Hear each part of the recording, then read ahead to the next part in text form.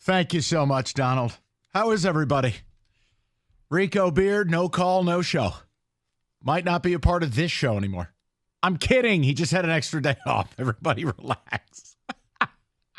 Somewhere Rico's phone just exploded. All right. So big news as we start the week.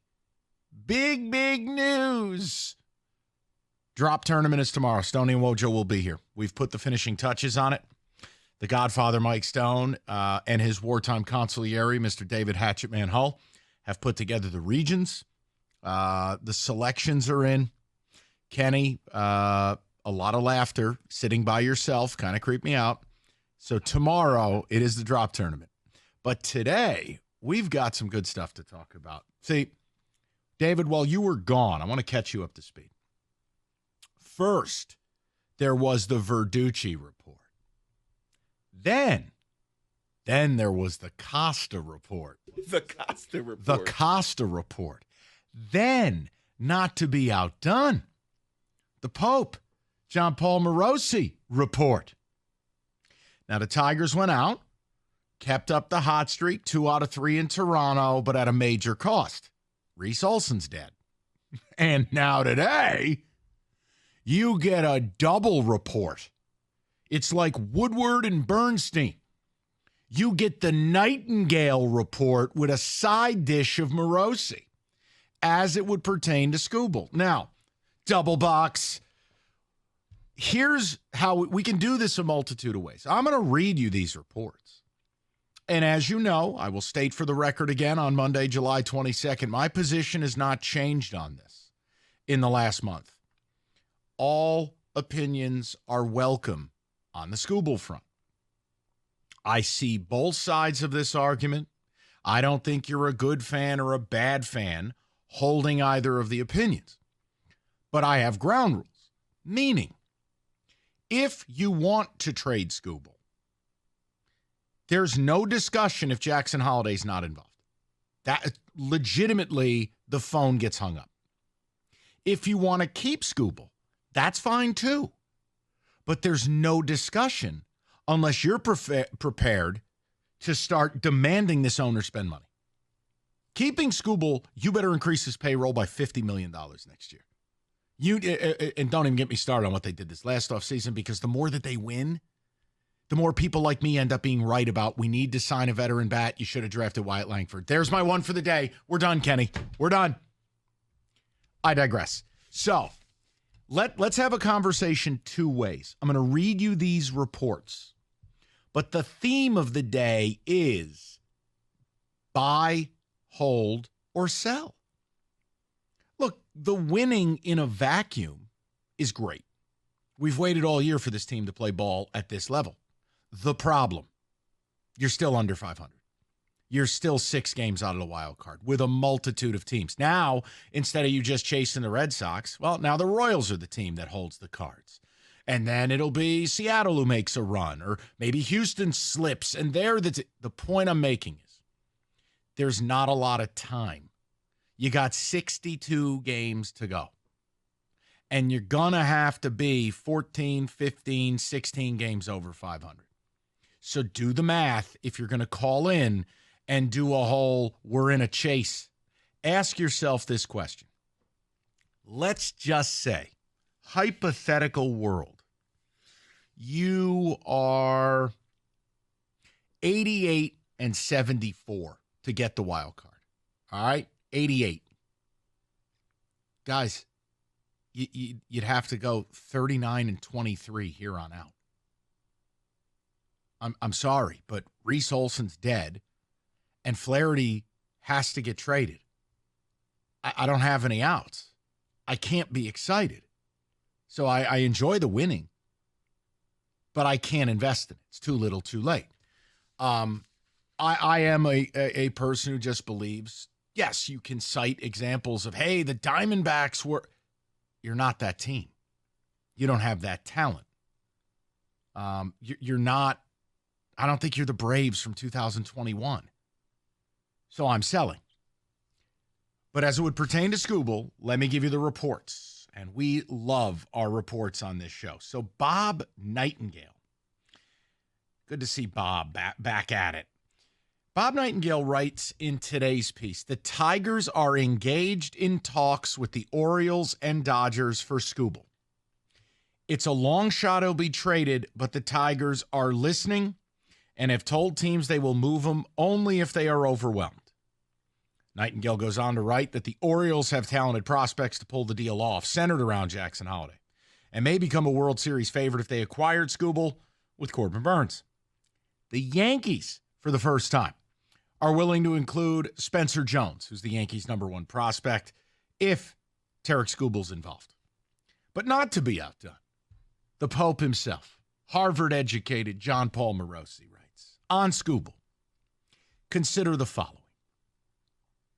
The Tigers have had a scout watching the Orioles AAA Norfolk affiliate in recent days. Do the math. Jackson Holliday, Colby Mayo, Connor Norby, Stowers, they're all on Norfolk's roster. So here's what I want to do. You need to take a position today on what you want this team to do. Kenny has brought up ways for this team to buy. I haven't laughed at him because it's about acquiring players with term. Many people, myself included, you're selling. I mean, you're selling Jack Flaherty. You're selling Carson Kelly. You're selling Gio Urshela. Well, what if they were 2 games out? They're not.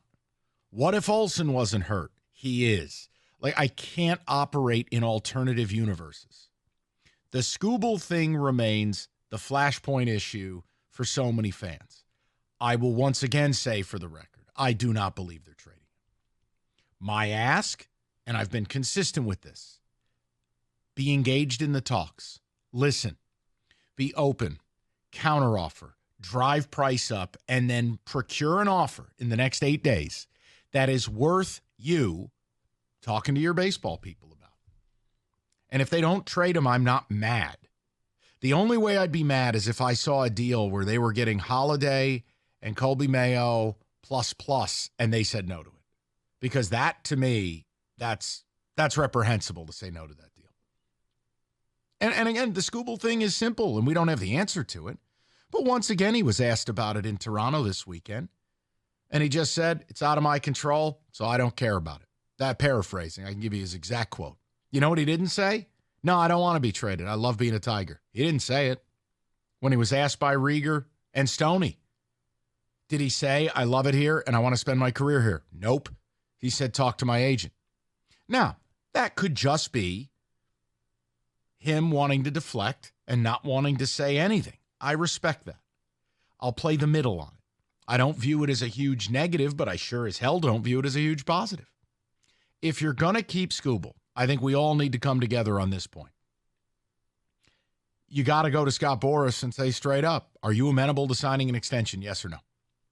If it's anything other than yes, and here's the price, you have to consider moving him. That's the real world. I'm not mad at any of you who want to keep Scoble. I want to keep Scoble. But I understand the world we live in. I would try to sign him.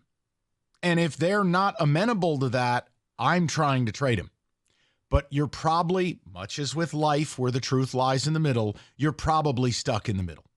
Meaning you might want to move him, but you don't get the offer necessary to do so. You might want to sign him, but they may not want to do that right now.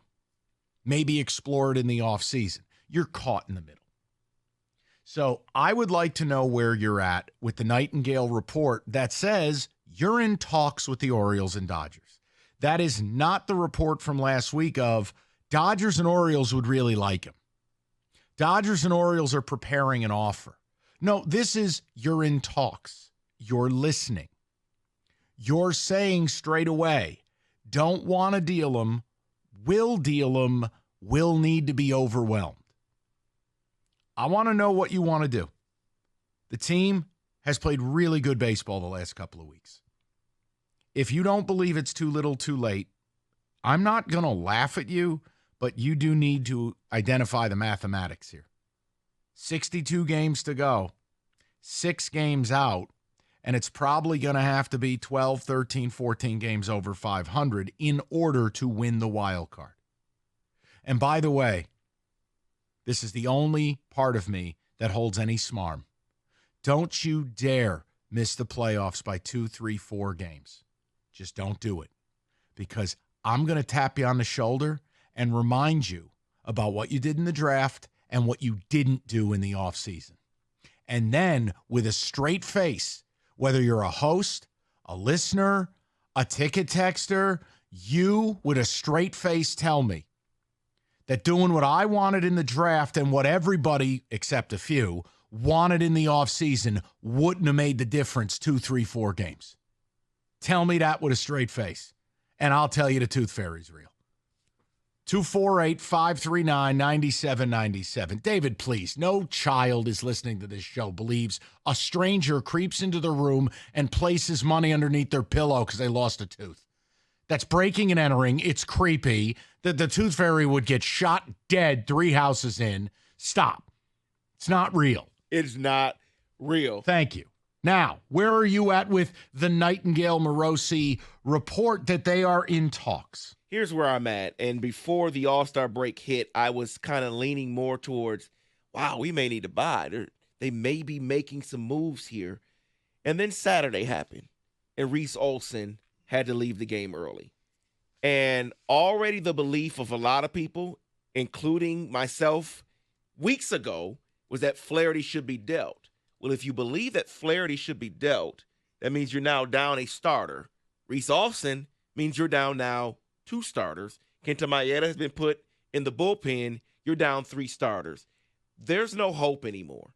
I get what they're doing. Winning 2 out of 3 this weekend was wonderful. It was nice to see. It was great to see. Man, does Toronto stink. But it's over. Sorry, Kenny.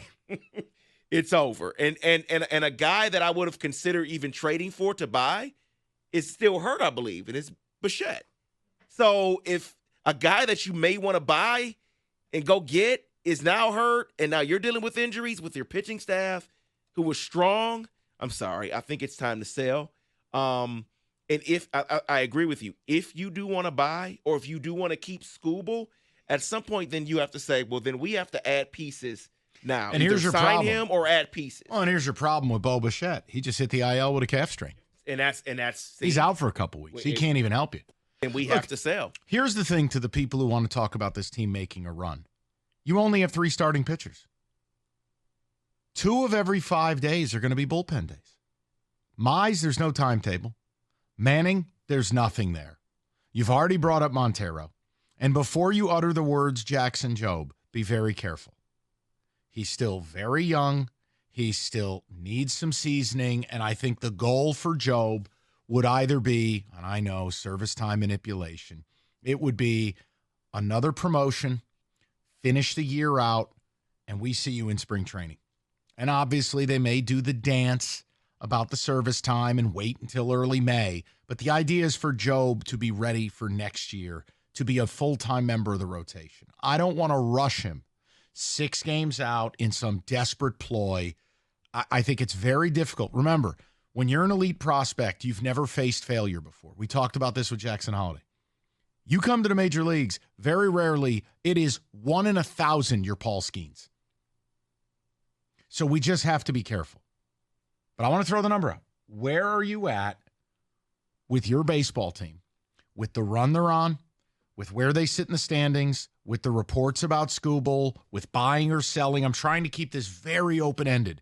And all opinions are welcome because I don't think there's any wrong ones.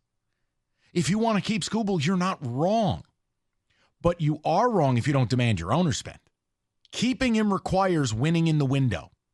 And you would need to try to sign him.